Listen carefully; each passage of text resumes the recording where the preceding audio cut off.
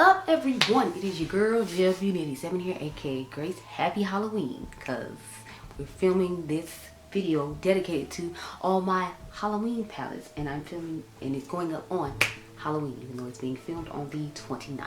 So let's get into it. So I have 23 Halloween palettes. I know, right? I have 23 Halloween palettes. Like, since when did Halloween palettes become a huge thing where I get some? Now, in all fairness, some of these are YouTuber collabs. I think I have like 4 or 5 YouTuber collabs in here. And then the rest are just palettes that brands came out with Halloween over the last couple of years. So the one at the very bottom I haven't tried yet, which is why it's at the very bottom, because it has nothing to do with the color story or the brand itself. Well, the original brand before it was bought out. So I feel like you should know what I'm talking about with saying that. So number 23 is going to be the Venom palette from BH Cosmetics. This was part of their Halloween collection that they came out with. I didn't get all the other colors. I was tempted by the blue and the green and the purple. Y'all know those are my colors. But I ended up getting this one. I found it at TJ Maxx after they had gotten rid of this collection. I know they still sell on their website, and they still sell some of these palettes on Beaute Bar, but since I've never tried it, I just decided to put it at the very bottom, because I know you all know I had in my collection from my palette collection video, and I said there that I hadn't tried it either. So the fact that I still haven't tried it, I know, but it's holiday time, so I'm not gonna have time to try this.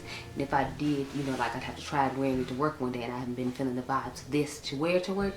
So there you go. But this is number 23, just for the simple fact I haven't tried it, and I haven't even tried everything else, so it should get a higher place just because I've tried it.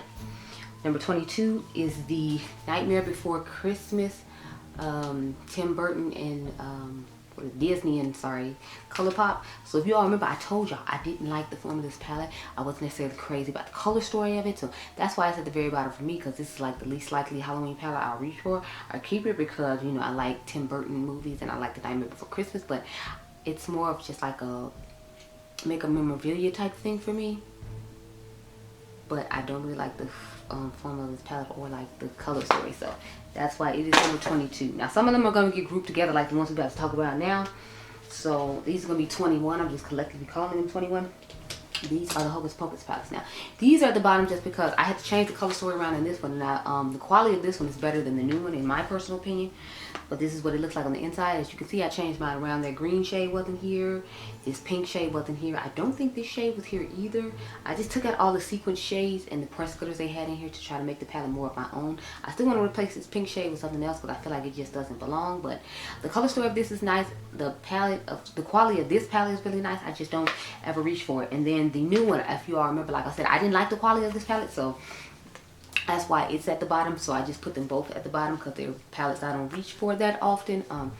Plus I have a similar color story in my collection I showed y'all in the main chick side chick video coming up in the future of this palette, and I reached for that palette way more than I've reached for this palette, so that's why these two got stuck at the bottom at 21. Now number 20 is a brand I've been trying to get into a little bit more, because my girl Dr. Adriangameover had reviewed one of the palettes and was talking about how wonderful it was. So this is Clarity Cosmetics. This is an Apocalypse palette. I know she did a review on this palette, so if you'd like to see a review on it, definitely go check out my girl Dr. Adriangameover. She has a review up. So I like the palette. I actually like the mattes and the shimmers in this one. It's just because the mattes are so deep and grungy and kind of like ashy at the same time, because I feel like they're cool tone pastel-y type ashy gray mattes that they put with the shimmers in here. I feel like I won't reach for this that often. If I reach for it for anything, it would be the shimmers in here. The shimmers in here are absolutely amazing as far as the color shifting and all that. And I actually like the shimmers and mattes in this palette, because usually when it comes to them, I like their mattes, but I don't like how flaky their shimmers are and how difficult it is to apply. But with these and the Lily palette, I didn't have any issues. So I like this palette. It's just because of the mattes that they chose to go with these shimmers. I know I won't reach for it as often. I'd have to like pair this with another one of the palettes we're going to talk about in order for me to be excited about it. So that is number 20. Number 19 is going to be the Creepy Cute collection from Shroud. So I get Creepy Cute 1 and then Creepy Cute 2. Obviously, I like Creepy Cute 2 better. I feel like these tones work a little better for my skin tone than the first palette. Let me show you the first one. Let me open it up here. I don't have the new first palette. That's why it's longer than this. But see what I'm saying? Like, I just feel like these tones blend better and work better for me and my skin tone than these do, because a lot of them are lighter ashy pastels, whereas with this one they seem to be more pastel-y type neonish, if you will, that would work better for me. So this one I like a little bit better than this one, but I have both of them in my collection because I do like the brand. I do think they come out with quality products. I just, you know, don't really reach for these because I have other pastels and like lighter shades like that I prefer to reach for. That's why they got to be number 20 and so low. Number 19 is Huda Beauty with their Moon Sales Volume 1 and 2. Now, of course, I like the original volume better than I like Volume 2. Because, I mean, look at this color story. It's everything. You got my blues and greens, and then you got my purples at the top. And then you got the neutral roll for people who still want to use this as an everyday palette, but have, like, pops of color for when they do want to have fun. So, of course, Lunar Beauty, the original one, Moon Spell, is my favorite. I do have the second one, though, just because, you know, like, it's not like these aren't tones I don't like. It's just, I can tell the formula difference in this one. This is what it looks like on the inside. It's just more of like the berries and the purples, because he said in the first one they told him that he didn't put enough like berryish type tones in it. And when I think of witches, I don't think of berry type tones were enough, but he said a lot of people told him they did, so that's why this got put in there. You can actually get this for 25% off right now. I don't know when the sale ends on that. I think he said it's only for like 3 days until Halloween you can get it off, so you might still be able to get it off while watching this video. When you buy the advent calendar, it says you get 25% off this palette. I was thinking about getting the advent calendar, but I would need 25% off this palette because I already own this palette, so just something to keep in mind. I have mixed feelings about the advent calendar. No, I'm like, I don't know, but those are number 20. That's what I said right. They were 20 or they were 19. I think they were 19 because I feel like the Creepy Cute was 20 and the Apocalypse was 21. So let's get into number 18 then, because those were 19. 18 is a Nomad Haunted Europe palette. So I love the color story and how this is curated. You got your nice little warm tone section over here. You got your nice little cool tone section over here for people like me. And it's just a nice mixture with this palette. I think it's a gorgeous color story. And I feel like I would be more likely to reach for this one when it comes to Halloween than some of the other ones I showed you. Like I would take the mattes out of here and use them with the shimmers from that Clarity palette like I was talking about. So it's like I would do something like that just because I like the mattes in here a whole lot better. So that's why it got to be number 18. Plus, it's just a gorgeous color story, and the packaging is just everything. Y'all saw the packaging, right? How the lady goes from that to like a skull. I just think that's so cool. Shout out to Nomad. They killed it on that one. So, number 17. This is the palette I was talking about I would reach for over the new Hocus Pocus 2 palette. This is Witching Hour from Unearthly Cosmetics. Now, I don't know if Hayden meant this to be a Halloween palette release, but since it was called Witching Hour, I just went ahead and put it in here. So this is what it looks like on the inside. I absolutely love this color story. You see it has the nice tones like Manny's palette has. But then you get some traditional oranges for the people who know the orange pumpkin for Halloween. And then you get some nice greens because I just like green. So, and you know, witches' faces are usually green or whatever. So that's what she looks like. It's stunning. I've used this palette actually a few times because I really like it. So that's why it's kind of higher up towards the top. Next at number, what I said, 17? So number 16 is the, call it Beetlejuice and Milk Cosmetics. Y'all know the owners of Milk Cosmetics love Beetlejuice. At least one of them does. She has them tattooed on her arm. So I'm like, yes, give it to me, give it to me, give it to me. So this is the Waiting Room palette. Of course, it has all the dark grungy shades with the grays and the blues. And I'm just like, yes, I'm here for it. I love it. I needed this palette. I had to have it. I had to have this in my collection. And then we have the Recently Deceased, which is the more colorful one of the two. And it just has a lot of greens and purples in it. Again, I don't have a problem with the color story. I think it's stunning. I think it's gorgeous. I love this palette, and I would definitely reach for these more than the other ones. So at the end of the day, I try to rank them based upon realistically what I'd reach for versus what, you know, I would necessarily not reach for. So next we have, now these, we're getting into the collab palettes now with influencers. I don't know if these are considered Halloweeny, but like they give me the vibes of Halloween because I know Teresa's Dead loves horror films. So at number 16 we have the Teresa is Dead. I'm pretty sure this is 16. Yeah, number 16 is the Teresa is Dead collection from sorry, Teresa is Lethal and Lethal is Dead from Lethal Cosmetics, and Teresa is Dead. So here is the first palette. The Lethal is Dead, and then the second one is Teresa is Lethal. I'm trying to open it now, and this is what it looks like. So I feel like they're good companion palettes to go with each other. And this shade in here called Space Trash, oh my god, it is everything. It's everything. It's everything. I love that she picked colors that would that you could combine her first palette with to make nice looks with. I actually did a look recently combining I'm using each one of these palettes and giving you like a similar look with each eye, just different tones and different shimmers, and I love it. So I've been enjoying these thoroughly, and I reach for these a little bit more colors because they're newer than the Beetlejuice one. So it's not that I like them more than Beetlejuice necessarily. It's like because it is a newer release, obviously I've been using it more to give you pictures and Instagram content for it. So that's why we have those. Next I have are from Unearthly Cosmetics again. So here's what they look like. It's the quads that they came out with. So you have the chilling one, which is purple.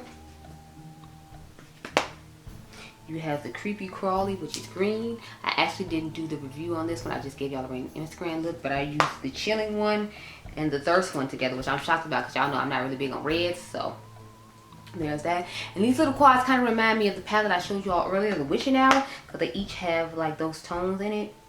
And she had like reds and purplish type tones, and then she had the greens, and then she had like the orange in between. So they give me somewhat vibes of it. It's not exact, but if I had to rank them, I'd go with the creepy crawly first, then I have the chilling, and then I put the thirst last, because like I said, these aren't tones I really reach for that much or use that much, so I'm not a huge fan of it. I might wear this for Halloween though, just because I feel like that's the only time I would really reach for it, based upon the packaging and the fact that it's like red and black go together really cool. So I might use that as my Halloween look when I go to work. I don't know, we'll see. But next we have, of course, Shroud and Betty Bean, or Betty Jean here on YouTube, with the It's Freaking Bats and Hollow Bean. Surprisingly enough, I liked Hollow Bean a little bit more than It's Freaking Bats, and I was shocked about that, but I've used it more than It's Freaking Bats since I have both of them in my collection now. But you know, that doesn't change the fact I love It's Freaking Bats. When I open it, you'll see why. I'm actually gonna have to compare this to the one that's coming out from what do you call them, Scooby-Doo and Glam Light, because I feel like this color story looks so similar to that. So I'm like, leaving it here when this video is over just to compare it to that, because to me, like, it was a straight on dupe in my mind as soon as I saw it up against that. I was like, oh, okay. But this is a gorgeous color story. It's a gorgeous palette. I love it. This is one of my most used YouTuber collab palettes like ever. And then we have Hollow Bean here. So that's what she looks like on the inside. And it's giving kind of like the vibes of traditional Halloween palette, in my personal opinion, you know, with the grungier tones and things of that nature. So it's really nice. I really like this palette a whole lot.